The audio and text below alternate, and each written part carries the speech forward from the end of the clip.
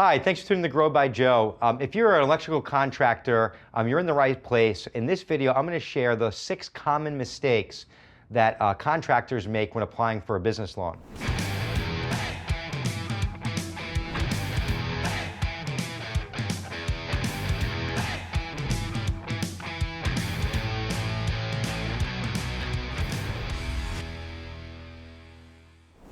All right, so welcome back. I'm going to go through these 6 things pretty quickly because I respect your time as a business owner, and I know you don't want to be watching me for an hour and you just want me to get right to the point and give you the goods. So that's what I'm going to do. So first up, number 1, financial information. Make sure that you have your financial info in order. Business owners in general, entrepreneurs, you're out there, you're in the field, you're doing your thing, you're working hard, you're making it happen, and your financials aren't up to date, and that's a challenge. So when you're ready to go apply, a lot of times I see contractors especially, they don't have their financial docs in order, like their profit, loss, and balance sheet. Now, if you're only looking for like $250,000 or less or $500,000 or less, there are a lot of lenders today that won't need financials and can just work off of your bank statements. But if you want to get the best rates, the best terms, make sure your profit, loss, and balance sheet are up to date. And if you don't have a good bookkeeping process, then I recommend working with an outsourced bookkeeper. I'll drop a link below for a company that we love called Bookkeeper 360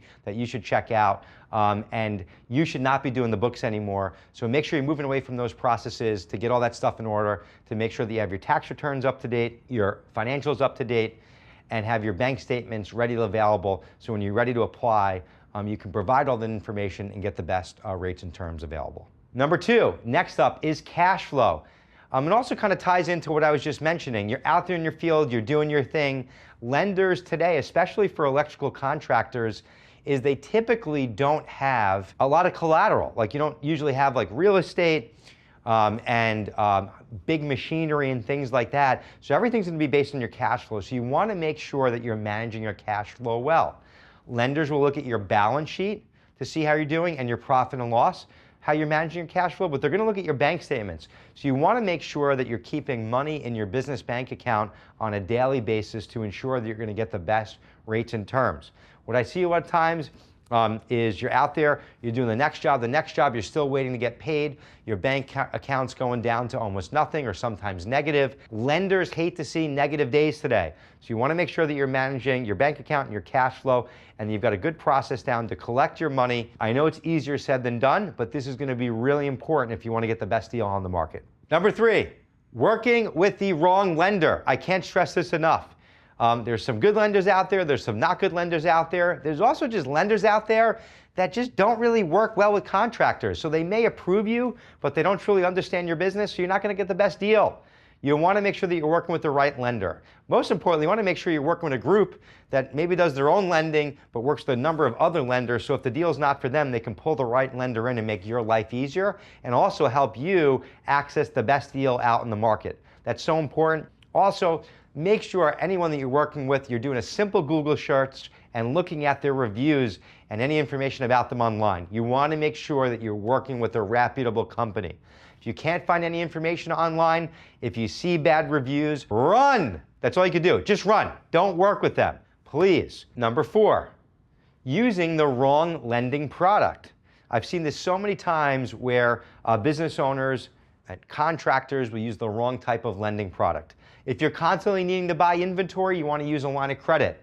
I've seen business owners use an SBA loan. Their company grows. They can't access more capital. All of their receivables are locked up, and then they can't get a line of credit from another lender or a bank. So if you're going to be constantly buying and selling things, you need that flexibility, fuel cash flow gaps. You want a line of credit product or a lender that can continue to help give you capital on an ongoing basis. You want to talk about that up front. That's really important. Separately, if you're buying equipment, machinery, trucks, additional things, you can use an equipment lender for that stuff. You can finance vehicles or maybe all the equipment and tools you need or machinery to run and cut lines. All of those different things, you can finance all of that equipment over 5-year terms, low rates, great terms. You also can still pick up the depreciation, so you can finance that stuff. You would pick up the depreciation, which means basically you essentially almost get a tax credit. I'm not giving tax advice, speak to your accountant about this, but you can still utilize that depreciation and preserve your cash. So basically you work with a lender to finance that stuff for over 5 years. And what's also important is if you're buying equipment, to use an equipment lender so you can use another lender or another lending product for your working capital versus using working capital product to go buy equipment. It's very good to keep those separated. Now you can leverage your business more efficiently, meaning the equipment is used as collateral, so you can use an equipment lender over here, and then you can use another line of credit or term loan product to finance other working capital needs in your business. Really, really important. You want to work with a group and a team that has access to all these products and can explain these things. It's so important. The best entrepreneurs that we work with understand this, they get this, and they use multiple lenders and multiple loan programs to finance their business in the most effective and efficient way, and also to get the best rate and terms. All right, number 5, underestimating the amount of money that you need. So many times working with contractors is you got a big job that you're going into, you get an approval for $1 million and you only take $500,000. Or an approval for $5 million, only take $2 million. I'm not saying that you should always max out whatever you get approved for. You should only borrow what you really need, but give yourself a buffer, give yourself some room for error. God forbid, if it's a big job, if something goes wrong, if you underestimated, if there's change orders, things like that, you need to lay out those costs. You want to make sure that you've got enough money. And sometimes it's hard to go back and access capital again. The market's been changing. Lenders' guidelines are constantly changing. And even if you're approved for $5 million, you only borrow $2 million, but then there's a change in your business or cash flow gets tight and you go back to borrow that additional money, it might not be there. So always borrow a little bit more than what you need, but make sure that you're planning and giving yourself a buffer and any room for errors, and most importantly, any room for any cash flow gaps. Worst case is you have extra money in your bank account, you can always pay down the loan, pay off early, and get rid of it. So it's not a horrible thing. Keep that in mind. And number 6, understanding your ROI. A lot of times when we work with entrepreneurs, they've got great gut feelings, but they don't know their true ROIs. Separately, when you're borrowing money, you need to look at the cost of what is that money costing you per month. If you're buying and selling inventory, or if you're installing things, you need to understand how much money you're really making so you can do the math on the ROI and make sure that the money that you're borrowing makes sense for whatever your opportunity is.